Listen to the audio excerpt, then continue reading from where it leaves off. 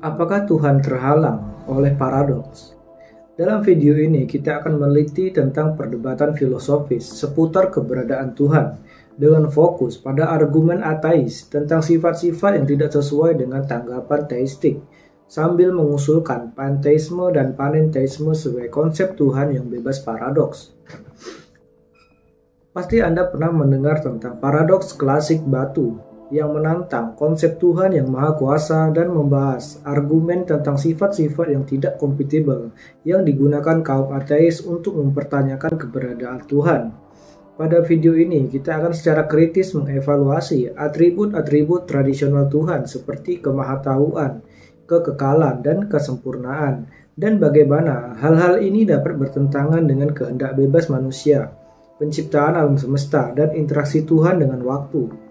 Perspektif ini menyiratkan Tuhan yang tidak maha kuasa atau maha tahu dalam pengertian tradisional, tetapi sebaliknya, dinamis dan terjalin dengan alam semesta, yang berpotensi menawarkan pemahaman yang lebih koheren dan bebas paradoks tentang keilahian.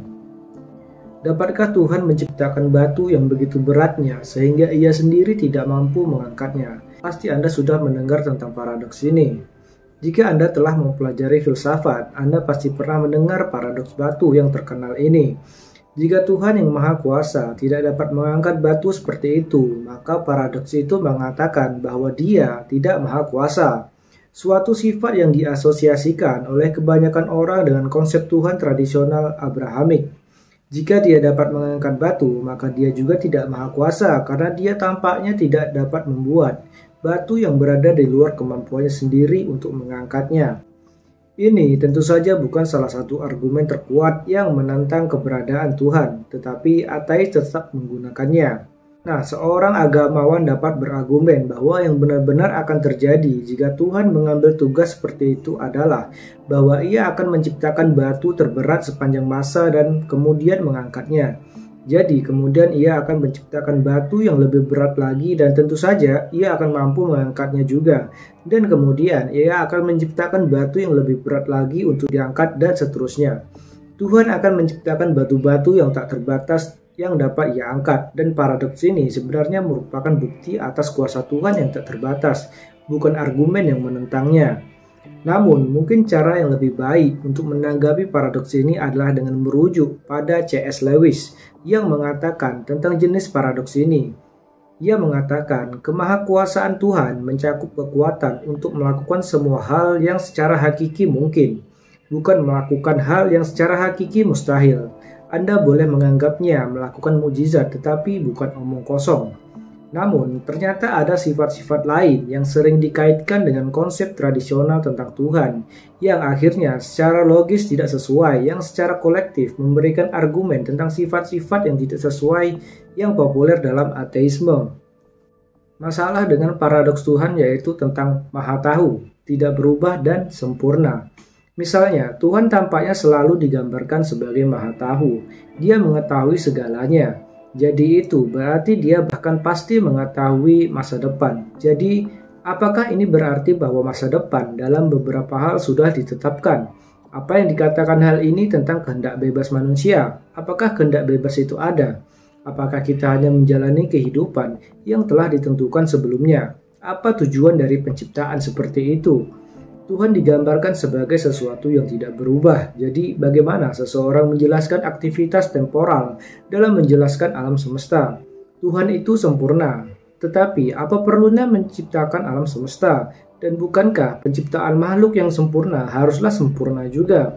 Bagaimana makhluk yang sempurna dapat menciptakan ketidaksempurnaan? Namun cukup jelas bahwa manusia sangat jauh dari kata sempurna. Dan hal-hal ini menjadi semakin paradoks. Tuhan yang transenden berarti Tuhan yang tidak terikat. Berikut ini pernyataan yang sangat penting. Jika Tuhan bersifat transenden, maka bagaimana Ia dapat berpartisipasi dalam waktu? Jika Tuhan menciptakan alam semesta, maka Tuhan menciptakan ruang dan waktu. Jadi, berarti Tuhan berada di luar waktu. Ini menghadirkan masalah serius bagi kaum agamawan yang berpendapat bahwa Tuhan itu maha hadir dan entah bagaimana dapat diakses. Namun bagaimana mungkin makhluk yang berada di luar waktu dapat menjadi bagian dari dunia temporal? Kini mereka yang percaya pada deisme percaya pada Tuhan sebagai pencipta saja. Ia membalik tombol dan pergi tidak mampu sebagai entitas di luar waktu untuk mengakses ciptaannya. Namun ini tentu saja bukan Tuhan yang ada dalam pikiran kebanyakan orang beragama, khususnya dalam tradisi Abrahamik. Kontradiksi ini adalah yang terbaik dan paling cemerlang dari ateisme. Terus terang tidak masuk akal jika Tuhan menciptakan sesuatu yang terlarang baginya. Untuk tujuan apa? Ciptaan Tuhan harus dapat diakses oleh Tuhan. Jika Anda kesulitan membayangkan mengapa partisipasi Tuhan dalam waktu menghadirkan masalah logis, coba bayangkan Tuhan sedang menonton video berjudul Life on Earth. Dia menciptakan video itu. Jadi dia tidak ada di dalamnya, dia berada di luarnya. Sebagai pencipta dan pengamat, namun semuanya ada di hadapannya karena video berjalan dalam waktu. Kronologisnya yang tidak tunduk padanya. Dia dapat melompat kemana saja yang dia suka. Tentu saja, orang-orang dalam video tidak dapat melakukan ini. Mereka terjebak harus memainkan peran mereka dalam waktu kronologis dan tidak dapat melihat lebih jauh ke dalam video daripada di mana mereka sekarang berada. Jadi, bagaimana Tuhan berpartisipasi dalam video ini? Bagaimana dia berinteraksi dengan para pemain? Bahkan jika dia entah bagaimana dapat menyuntikkan dirinya ke dalam Life on Earth untuk katakanlah membuat perubahan dalam plot. Apa yang terjadi dengan plot pertama? Apakah masih ada di sana? Ya, tentu saja karena itu sudah terjadi atau dia tidak akan melihatnya untuk membuat perubahan. Lihat betapa tidak menentunya keadaan. Dan itu bahkan lebih tidak menentu lagi jika Anda mempertimbangkan bahwa semua aktivitas yang baru saja kita gambarkan dilakukan Tuhan bersifat sementara. Menciptakan, mengamati, melompat-lompat, membuat perubahan, semua itu membutuhkan waktu. Yang Tuhan sebagai pencipta waktu tidak ada di sana. Intinya keterlibatannya dalam waktu itu tidak masuk akal. Mungkin akan lebih baik jika kita memahami konsep waktu. Sebenarnya apa itu waktu? Para filsuf telah lama berdebat tentang konsep ini dengan beberapa filsuf, seperti Aristoteles. Ia percaya bahwa waktu adalah peristiwa materi dan yang lainnya percaya bahwa waktu seperti terowongan tempat benda-benda bergerak. Apakah sains modern membantu? Albert Einstein mengungkapkan bahwa waktu itu relatif. Laju pergerakannya bergantung pada kerangka acuan seseorang. Einstein pada dasarnya mengatakan bahwa tidak cukup hanya menggambarkan lokasi suatu objek dengan koordinat 3 dimensi standar. Anda juga perlu menggambarkan di mana objek itu berada dalam waktu. Ruang dan waktu saling terikat erat, dan fisikawan kini berbicara tentang ruang dan waktu. Dengan kata lain, waktu ada karena ruang ada. Alam semesta ada adalah ruang, dan alam semesta adalah waktu. Alam semesta tersusun dari benda-benda ruang, materi, planet, Anda, dan kita semua yang terikat dengan waktu. Artinya, agar Tuhan dapat bertindak dalam waktu, Tuhan harus mampu bertindak dalam ruang.